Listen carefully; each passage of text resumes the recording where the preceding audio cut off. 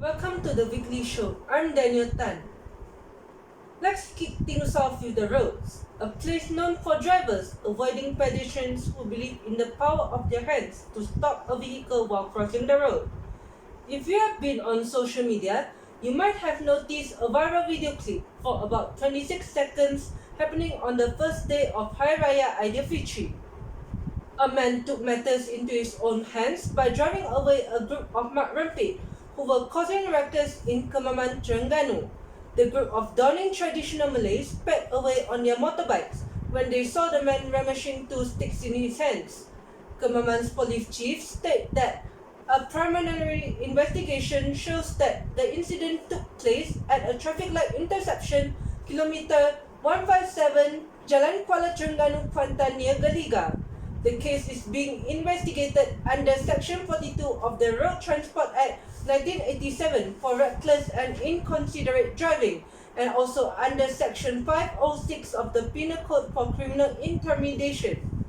Just remember that racing on the road is not safe, even though you might have dreamed to become a Formula 1 racer one day. I know every great sportsman starts their practice at the bottom level, just like Lionel Messi.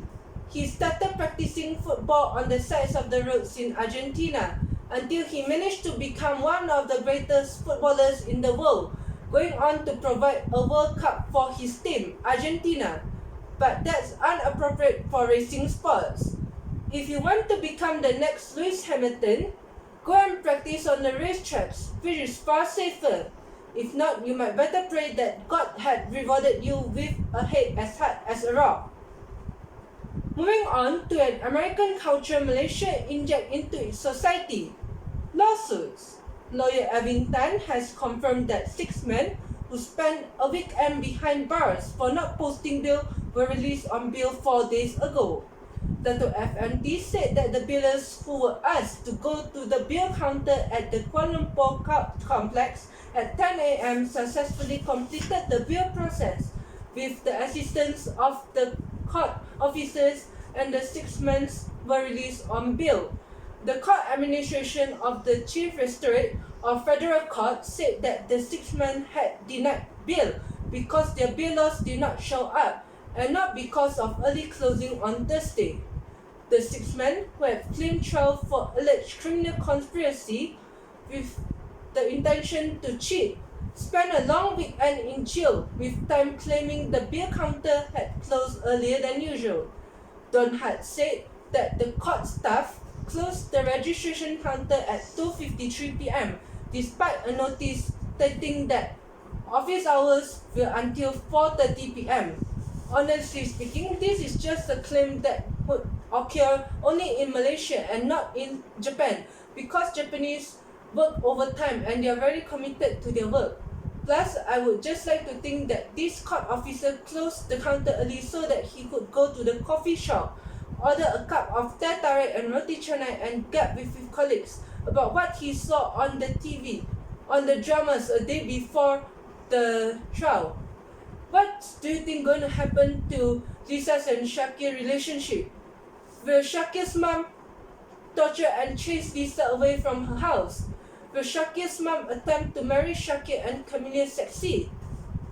And finally, let's move on to a neighboring country Malaysia interdepend for being kiasu, Singapore. Singapore wants to boost connectivity between its country and more Malaysian states beyond just Kuala Lumpur.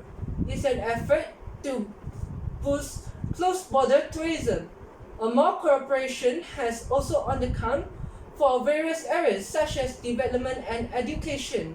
These were discussed during a visit by Singapore's second Foreign Affairs Minister, Dr. Maliki Osman, to these Malaysian states.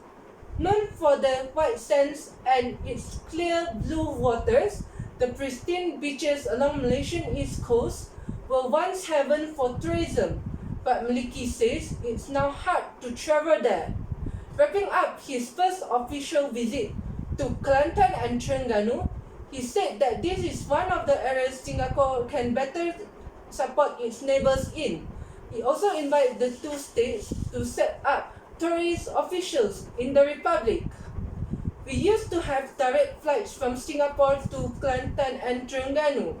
until a couple of years back. And I think the leaders agreed that one way for us to really improve on the relationship and supporting tourism in both states is to look at connectivity, and we welcome the two states' efforts in promoting tourism, he said.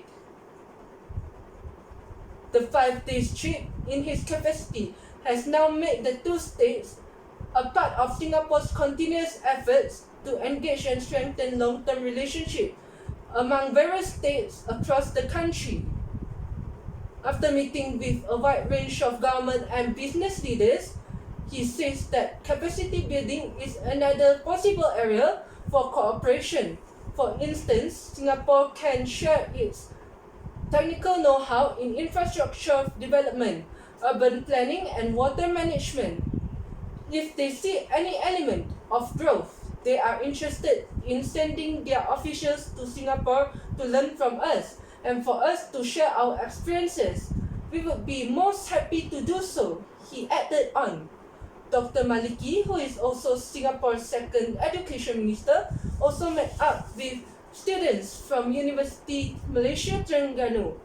The school works closely with the National University of Singapore in areas such as maritime management and environmental sustainability. He hopes that schools from both countries will continue to provide more opportunities for younger generation to work even closer together in the future. No criticism. I think it's nice to see two unseparated nations like brothers from the same mom working together for their economic and social benefits. In addition, I think and I feel proud that Malaysia has its own uniqueness in its biodiversity of ecology and culture, despite other attractions like schools, ports, and countless more, making it a very strategic country for tourism. Thank you for watching. I hope you like this video. Don't forget to like, comment, turn on the notification bell, and subscribe to my channel before you head on over to another YouTube content tutorial video.